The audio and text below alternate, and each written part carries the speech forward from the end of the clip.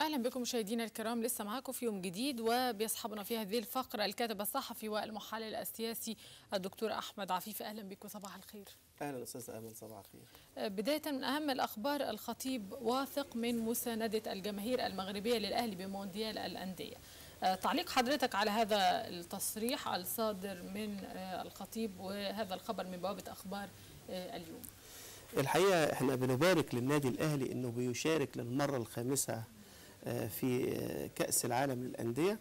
النهاردة النادي الأهلي تحديدا هيلاعب بطل آسيا الفريق الصيني، فبنتمنى له التوفيق. الكابتن الخطيب بيقول ان مصر او لاعبي النادي الاهلي في بلدهم الثاني المغرب، وهو بيأمل ان الجماهير المغربيه تساند فريق النادي الاهلي، وده اللي احنا بنتوقعه دايما من الاشقاء العرب في اي قطر عربي، لان النهارده عندنا في الفريق الصيني والفريق الامريكي وغيره وغيره، فاعتقد ان الجماهير المغربيه هتقف خلف النادي الاهلي، وفي جماهير مصريه الحقيقه زحفت وراحت تشجع النادي الاهلي في المغرب.